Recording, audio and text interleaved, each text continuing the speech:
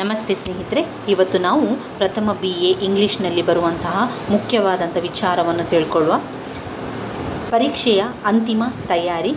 ಇಲ್ಲಿ ತುಂಬ ಜನ ಇಂಗ್ಲೀಷ್ ತುಂಬಾ ಕಷ್ಟ ಅಂತಂದವರು ಈಗಾಗಲೇ ಸ್ವಲ್ಪ ನೀವು ಓದಿರ್ತೀರ. ನಾನಿಲ್ಲಿ ನಿಮಗೆ ಒಂದು ಟಿಪ್ಸನ್ನು ಹೇಳ್ಕೊಡ್ತೇನೆ. ಯಾವುದು ನೀವು ಈಗ ಇನ್ನೊಂದು ಸ್ವಲ್ಪ ಹೊತ್ತಲ್ಲಾದರೂ ಕೂಡ ಕಲಿತು ಮುಗಿಸಬೇಕಾಗಿರುವಂಥದ್ದು ಅಂದರೆ ಗೈಡನ್ನು ನೀವು ಓದ್ಕೊಳ್ಳೇಬೇಕು ಸ್ನೇಹಿತರೆ, ಓದ್ಕೊಳ್ಳೇಬೇಕು. ಗೈಡ್ನ ಸಮ್ಮರಿಯನ್ನು ಬಾಯ್ಪಾಠ ಮಾಡಿ ಆದರೂ ಕಲೀರಿ. ಯಾಕಂದರೆ ಅದರಿಂದ ಪ್ರಶ್ನೆಗಳು 3 ಪ್ರಶ್ನೆಗಳಷ್ಟು ಇದ್ದೇ ಇರ್ತದೆ. ಗೈಡನ್ನು ಓದ್ಕೊಳ್ಳೇಬೇಕು. ಹಾಗೆಯೇ ಗೈಡ್ ಎನೋಟೇಟ್ ಬರೀಲಿಕ್ಕೆ ಟಿಪ್ಪಣಿಗೆ ಕೂಡ ಅವರು ಕೊಡುವಂತಹ ಪ್ರಶ್ನೆಗಳು ಬರ್ತದೆ. ಅದರಿಂದ ಗೈಡ್ ನಿಮಗೆ ಗೊತ್ತಿರಲೇಬೇಕು. ಮತ್ತೊಮ್ಮೆ ಗೈಡ್ನ ಬಗ್ಗೆ ನಾನು ಇನ್ನೊಮ್ಮೆ ನಿಮಗೆ ಸುಲಭದ ರೀತಿಯಲ್ಲಿ ಹೇಳ್ತಾ ಹೋಗ್ತೇನೆ. ಗೈಡ್ ಎನ್ನುವಂತಹ ಒಂದು ಪ್ರಬಂಧ, GUIDE, ಗೈಡ್ ಎನ್ನುವಂತಹ ಪ್ರಬಂಧವನ್ನು ಬರೆದವರು R.K. ನಾರಾಯಣ್. ಇದನ್ನು ಮೊದಲು ನೀವು ನೆನಪಲ್ಲಿ ಇಟ್ಕೊಳ್ಳಿ. R.K. Narayan, NARAYAN, R.K. Narayan guide ಒಂದು ಪ್ರಬಂಧವನ್ನು ಬರೆದವರು.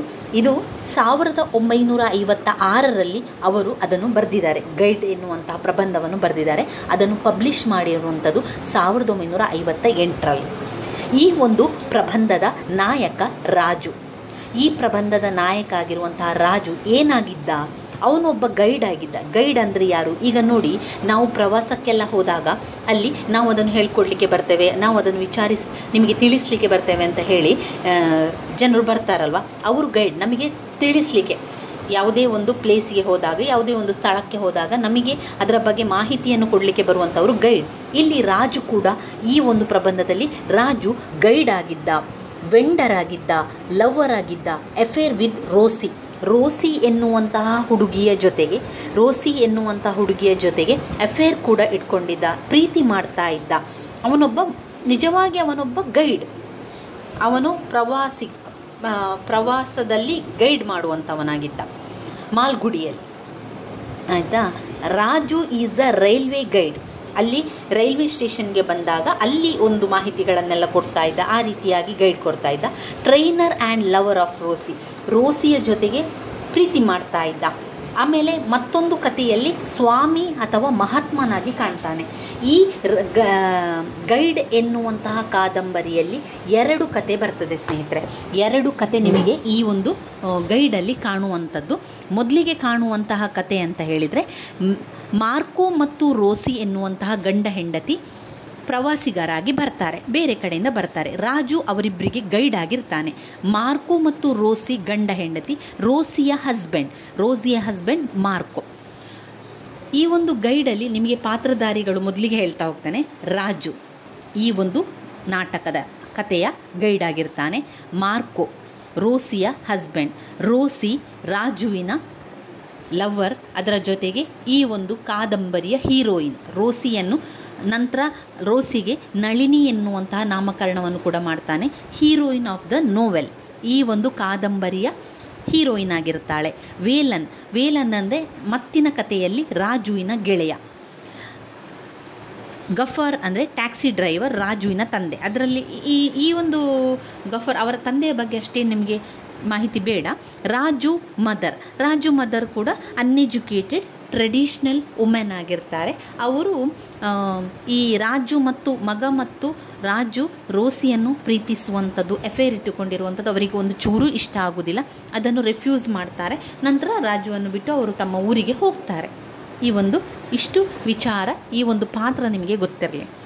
ಇನ್ನು ಇದರ ಒಂದು ಸಾರಾಂಶವನ್ನು ನೀವು ಹೇಗೆ ಬರಿತಾ ಹೋಗಬೇಕು ಅಂತಂದರೆ, ಆರಂಭದಲ್ಲಿ ಬರೀರಿ. The title of the R.K. Narayan novel, the guide has ಒಂದು ಡಬಲ್ ಮೀನಿಂಗ್, ಡಬಲ್ ಸ್ಟೋರಿಯನ್ನು ಹೊಂದಿರುವಂತಹ ಒಂದು ಕಾದಂಬರಿ. The title of R.K. Narayan novel, the guide has double meaning and Raju the portfolios ಎಲ್ಲ. ಇಲ್ಲಿ ರಾಜು ಏನು ಹೇಳ್ತಾರೆ ಅಂತ ಹೇಳಿದರೆ, ರಾಜುವನ್ನು ಗೈಡ್ ಆಗಿ ನಾವು ಬರಿತಾ ಹೋಗಬೇಕು. ಡಬಲ್ ಕ್ಯಾರೆಕ್ಟರನ್ನು ಹೊಂದಿದ್ದಾರೆ. ಡಬಲ್ ಕ್ಯಾರೆಕ್ಟರ್ ಇದೆ. ಈ ಒಂದು ಕಾದಂಬರಿಯಲ್ಲಿ ರಾಜುವಿಗೆ ಡಬಲ್ ಕ್ಯಾರೆಕ್ಟರ್ ಹೊಂದಿರುವಂತಹ ಒಂದು ಪಾತ್ರ ಸಿಗ್ತದೆ ಈ ಕಾದಂಬರಿಯಲ್ಲಿ. ಇಲ್ಲಿ ನಾವು ರಾಜು ಗೈಡಾಗಿ ಬರುವಂಥದ್ದು. ಮಾರ್ಕೋ ಮತ್ತು ರೋಸಿ ಪ್ರವಾಸಿಗರಾಗಿ ಬರ್ತಾರೆ. ರೋಸಿ ಉತ್ತಮ ಡ್ಯಾನ್ಸರ್ ಕೂಡ ಆಗಿರ್ತಾಳೆ. ಆದರೆ ಮಾರ್ಕೋಗೆ ರೋಸಿಯ ಡ್ಯಾನ್ಸರ್ ಯಾವುದೂ ಇಷ್ಟ ಆಗೋದಿಲ್ಲ. ಮಾರ್ಕೋ ರೋಸಿಯ ಡ್ಯಾನ್ಸನ್ನು ರೆಫ್ಯೂಸ್ ಮಾಡ್ತಾ ಇರ್ತಾನೆ. ಇದರಿಂದ ರೋಸಿಗೆ ತುಂಬಾ ದುಃಖ ಆಗಿರ್ತದೆ. ಆದರೂ ಕೂಡ ಜೊತೆಗೆ ಇರ್ತಾರೆ. ಒಂದು ದಿವಸ ಅವರು ಪ್ರವಾಸಿಗರಾಗಿ ಬಂದಾಗ ರಾಜು ಗೈಡ್ ಆಗಿರ್ತಾನೆ. ರಾಜು ಅವರಿಗೆ ಎಲ್ಲ ರೀತಿಯ ಹೆಲ್ಪ್ಗಳನ್ನು ಮಾಡ್ತಾ ಇರ್ತಾರೆ. ಒಂದು ದಿವಸ ಅಲ್ಲಿ ಹಾವನ್ನು ಆಡಿಸುವಂತಹ ಒಂದು ಹಾವಾಡಿಗ ಅಲ್ಲಿ ಇರುವಂಥದ್ದು ಹಾವನ್ನು ಆಟಾಡಿಸ್ತಾ ಇರ್ತಾರೆ. ಅಂದರೆ ಅದೊಂದು ನೀವು ನೋಡಿರ್ಬೋದು, ಹಾವಾಡಿಗ ಅಂತ ಹೇಳ್ತೇವಲ್ಲ, ಪುಂಗಿ ಊದುವಂಥದ್ದೆಲ್ಲ. ಅವನು ಇರುವಾಗ ರೋಸಿ ಅದನ್ನು ನೋಡಿ ನೃತ್ಯ ಮಾಡ್ತಾಳೆ. ಇದನ್ನು ಮಾರ್ಕೋಗೆ ಇಷ್ಟ ಆಗೋದಿಲ್ಲ. ಮಾರ್ಕೋ ಅದಕ್ಕೆ ಅವನು ರೆಫ್ಯೂಸ್ ಮಾಡ್ತಾನೆ. ಆದರೆ ರಾಜು ಅವಳಿಗೆ ಸಪೋರ್ಟ್ ಮಾಡ್ತಾನೆ. ನೀವು ಇಷ್ಟೊಂದು ಸುಂದರವಾಗಿ ನೃತ್ಯ ಮಾಡ್ತಾ ಇದ್ದೀರಾ, ಈ ನೃತ್ಯವನ್ನು ಎಲ್ಲರಿಗೆ ತೋರಿಸಬೇಕು, ಪ್ರದರ್ಶನ ಮಾಡಬೇಕು. ಇದರಿಂದಾಗಿ ನಿಮ್ಮ ಒಂದು ನೃತ್ಯಕ್ಕೆ, ನಿಮ್ಮ ಒಂದು ನೃತ್ಯದ ಕಲೆಗೆ ಅದಕ್ಕೆ ಇಂಪಾರ್ಟೆನ್ಸ್ ಕೊಡಬೇಕು, ಅದನ್ನು ಇನ್ನಷ್ಟು ಬೆಳೆಸಬೇಕು ಅಂತ ಹೇಳಿ ಅವಳಿಗೆ ರಾಜುವಿನ ಮೇಲೆ ಪ್ರೀತಿ ಬರಲಿಕ್ಕೆ ಆರಂಭವಾಗ್ತದೆ. ಇಲ್ಲಿ ರಾಜು ಕೂಡ ರೋಸಿಯನ್ನು ಇಷ್ಟಪಡಲಿಕ್ಕೆ ಆರಂಭ ಮಾಡ್ತಾನೆ. ಇದೇ ರೀತಿ ಇಷ್ಟಪಡ್ತಾ ಇದು ಮಾರ್ಕೋಗೆ ಗೊತ್ತಾಗ್ತದೆ. ಮಾರ್ಕೋ ಅವಳನ್ನು ಬಿಟ್ಟು ಊರಿಗೆ ಹೋಗ್ತಾನೆ. ಇಲ್ಲಿ ರಾಜು ಏನು ಮಾಡ್ತಾನೆ, ರೋಸಿಯನ್ನು ತನ್ನ ಅಫೇರ್ ಆಗಿ ಇಟ್ಟುಕೊಳ್ತಾನೆ. ರಾಜು ತನ್ನ ಮನೆಯಲ್ಲಿ ರೋಸಿಯನ್ನು ಕರೆದುಕೊಂಡು ಬರ್ತಾನೆ. ರೋಸಿಗೆ ನಳಿನಿ ಎನ್ನುವಂಥ ಹೆಸರನ್ನು ಕೂಡ ಕೊಡ್ತಾನೆ. ಅದನ್ನು ಕಂಡಂತಹ ರಾಜುವಿನ ಅಮ್ಮ ಟ್ರೆಡಿಷ್ನಲ್ ವುಮೆನ್ ಆಗಿದ್ದರು. ಅವರು ಅನ್ಎಜುಕೇಟೆಡ್ ವುಮೆನ್. ಅವರಿಗೆ ತುಂಬಾ ಬೇಸರ ಆಗ್ತದೆ ಮತ್ತು ಅದನ್ನು ಅವರು ರೆಫ್ಯೂಸ್ ಮಾಡ್ತಾರೆ. ಬೇಡ, ಈ ರೀತಿ ಮಾಡಬೇಡ, ಇದು ಒಳ್ಳೆಯದಲ್ಲ ಅಂತ. ಆದರೆ ಅದನ್ನು ಅವನು ಕೇಳೋದಿಲ್ಲ. ಆಗ ರಾಜುವಿನ ಅಮ್ಮ ಊರಿಗೆ ಹೋಗ್ತಾರೆ. ಅವರು ಕೂಡ ಅವನನ್ನು ಬಿಟ್ಟು ಹೋಗ್ತಾರೆ. ಇಲ್ಲಿ ರಾಜು ಮತ್ತು ರೋಸಿ ಇಬ್ಬರೇ ಇರ್ತಾರೆ. ಲಿವ್ ಇನ್ ಟುಗೆದರ್ ರೀತಿಯಲ್ಲಿ ಜೊತೆಗೆ ಇರ್ತಾರೆ, ಜೊತೆಗೆ ಪ್ರೀತಿಸ್ತಾ ಇರ್ತಾರೆ, ಖುಷಿಯಲ್ಲಿರ್ತಾರೆ. ಇಬ್ಬರು ಕೂಡ ಒಬ್ಬರಿಗೊಬ್ಬರು ಪ್ರೀತಿಸ್ತಾ ಇರ್ತಾರೆ. ಅವನ ಪ್ರತಿಯೊಂದು ಕಲೆಗೂ ಕೂಡ, ಅಂದರೆ ಅವಳ ನೃತ್ಯಕ್ಕೆ ಅವನು ಸಂಪೂರ್ಣ ಈಗ ಸಪೋರ್ಟ್ ಮಾಡ್ತಾನೆ. ಅವನು ಗೈಡ್ ಕೆಲಸವನ್ನು ಬಿಟ್ಟು, ತನ್ನ ಎಲ್ಲ ಕೆಲಸವನ್ನು ಬಿಟ್ಟು ರೋಸಿಯ ಹಿಂದೆ ಅಲಿಯುವಂಥ ಕೆಲಸವನ್ನು ಮಾಡ್ತಾನೆ.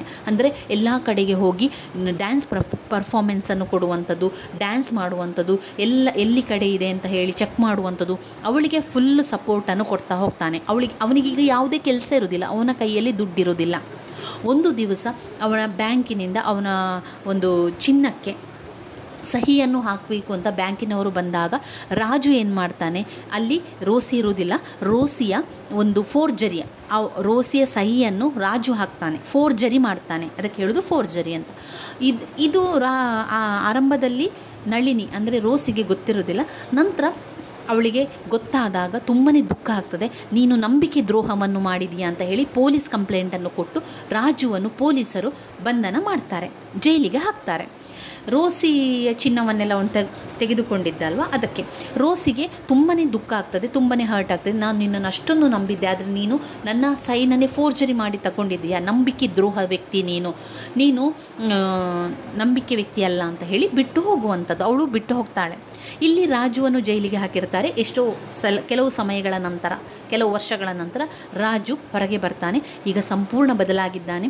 ಸಂಪೂರ್ಣ ಗಡ್ಡ ಎಲ್ಲ ಬಂದು ಒಂದು ರೀತಿಯ ಸಂತನ ರೀತಿಯಲ್ಲಿ ಕಾಣ್ತಾ ಇದ್ದಾನೆ. ಯಾರು? ರಾಜು. ಅವನು ಫುಲ್ ಸಂತನ ರೀತಿಯಲ್ಲಿ, ಸೈಂಟ್, ಮಹಾತ್ಮ, ಸ್ವಾಮಿ ಆರ್ ಮಹಾತ್ಮ ಸೈಂಟ್ ಅಂತ ಹೇಳುವಂಥದ್ದು, ಅವರ ರೀತಿಯಲ್ಲಿ ಅವನು ಕಾಣ್ತಾ ಇದ್ದಾನೆ. ಈ ಒಂದು ಕಥೆಯ ಅರ್ಥದಲ್ಲೇ ನೀವು ಇಂಗ್ಲೀಷ್ನಲ್ಲಿ ಬರಿತಾ ಹೋಗಿ, ಕೆಲವೊಂದು ವರ್ಡ್ ನಿಮಗೆ ಗೊತ್ತಾಗದಿದ್ದರೆ ಯಾವುದಾದ್ರೂ ಒಂದು ವಿಷಯವನ್ನು ಸೇರಿಸ್ತಾ ಬರೀರಿ. ಇಷ್ಟ ಆಯಿತಾ? ಇಷ್ಟ ಆದ ನಂತರ ಅವನು ಒಂದು ನದಿಯ ದಡದಲ್ಲಿ ಕುಳಿತುಕೊಂಡಿದ್ದಾಗ ಅಲ್ಲಿಗೆ ವೇಲನ್ ಎನ್ನುವಂಥ ವ್ಯಕ್ತಿ ಬಂದು ಇವನನ್ನು ನೋಡಿ, ಗಡ್ಡ ಎಲ್ಲ ಬಿಟ್ಟಿರ್ತಾನಲ್ಲ, ಇವನೊಬ್ಬ ಸ್ವಾಮಿ ಆಗಿರ್ಬೋದು, ನೋಡಲಿಕ್ಕೆ ಸ್ವಾಮಿ ಥರ ಇದ್ದಾನೆ ಅಂತ ಹೇಳಿ ತನ್ನ ಕಷ್ಟವನ್ನು ಹೇಳ್ಕೊಳ್ತಾನೆ. ಅವನ ಕಷ್ಟ ಏನು ಅಂದರೆ, ವೇಲನ್ನ ತಂಗಿ ಮದುವೆಗೆ ಒಪ್ಪುವುದಿಲ್ಲ. ಏನು ಹೇಳಿದ್ರು, ಯಾರು ಹೇಳಿದ್ರು ಮದುವೆಗೆ ಒಪ್ಪಿರಲಿಲ್ಲ. ಅದಕ್ಕೆ ವೇಲನ್ ತುಂಬ ದುಃಖದಿಂದ ಹೇಳಿರ್ತಾನೆ, ನೋಡಿ ಸ್ವಾಮಿ, ನಿಮ್ಮನ್ನು ನೋಡುವಾಗ ಸ್ವಾಮಿ ಥರ ಕಾಣ್ತಾ ಇದ್ದೀರಿ, ನನ್ನ ಈ ರೀತಿ ಪ್ರಾಬ್ಲಮ್ ಇದೆ, ನನ್ನ ತಂಗಿ ಮದುವೆಗೆ ಒಪ್ತಾ ಇಲ್ಲ, ಏನಾದರೂ ಮಾಡಿ ಅವರನ್ನು ಒಪ್ಪಿಸಬೇಕು, ನೀವು ಹೇಗಾದರೂ ಮಾಡಿ, ಏನಾದರೂ ಮಾಡಿ ಅಂತ ಕೇಳ್ತಾನೆ. ಇದಕ್ಕೆ ವೇಲನ್ ತಕ್ಷಣ ಹೇಳ್ತಾನೆ, ನಿಮ್ಮ ತಂಗಿಯನ್ನು ಕರೆದುಕೊಂಡು ಬನ್ನಿ ಅಂತ ಹೇಳ್ತಾನೆ. ಅದೇ ರೀತಿ ವೇಲನ್ ತಂಗಿಯನ್ನು ಕರೆದುಕೊಂಡು ಮಾತನಾಡಿಸಿದಾಗ ಇಬ್ಬರು ಕೂಡ ಮಾತನಾಡ್ತಾರೆ. ಯಾರು? ರಾಜು ಹೇಳ್ತಾನೆ, ನೋಡು, ಈ ನೀರು ಅಲ್ಲಿ ನದಿಯ ಪಕ್ಕದಲ್ಲಿರ್ತಾನಲ್ವ, ಈ ನೀರು ಹರಿದು ಹೋಗ್ತಾನೇ ಇದೆ, ಅದಕ್ಕೆ ಏನೇ ಕಷ್ಟ ಬರಲಿ ಅದು ಹರಿದು ಹೋಗ್ತಾನೆ ಇರ್ತದೆ.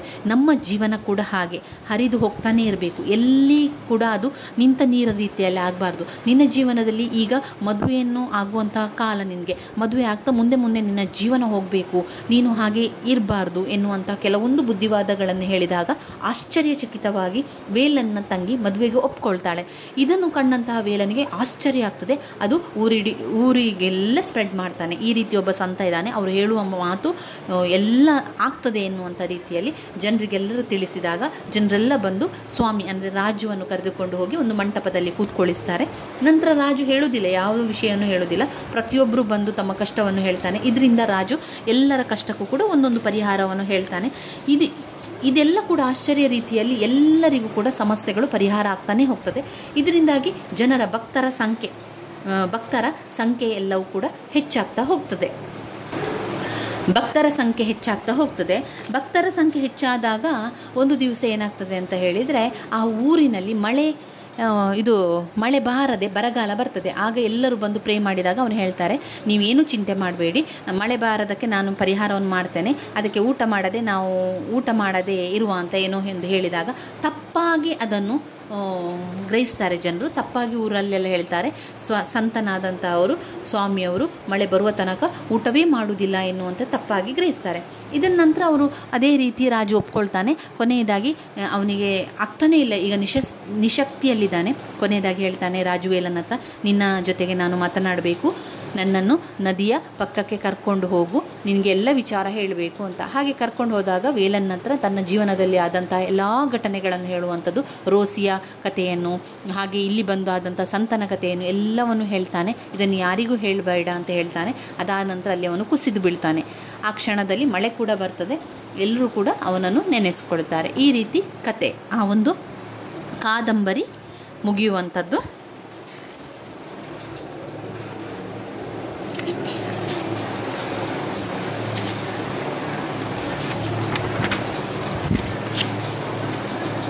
ಈ ರೀತಿಯಾಗಿ ಇಲ್ಲಿ ಕತೆ ಬರ್ತದೆ. ಇಷ್ಟು ಕತೆ ನಿಮಗೆ ಸರಿಯಾಗಿ ನೆನಪಿದ್ರೆ ಅದನ್ನೇ ಬರಿತಾ ಹೋಗಿ. ಯಾವ ಪ್ರಶ್ನೆ ಈ ಒಂದು ಗೈಡಿಂದ ಯಾವುದೇ ಪ್ರಶ್ನೆ ಕೇಳಲಿ ಅವರು, ಅದಕ್ಕೆ ನಿಮಗೆ ಗೊತ್ತಿರುವಂತಹ ರೀತಿಯಲ್ಲಿ ಸಮ್ಮರಿಯನ್ನು ಬರೀರಿ. ಅವರು ಕೊಟ್ಟಿರುವ ಪ್ರಶ್ನೆಯನ್ನು ಸೇರಿಸ್ತಾ ನಿಮ್ಮ ಸಮ್ಮರಿಯನ್ನು ಬರಿತಾ ಹೋಗಬೇಕು.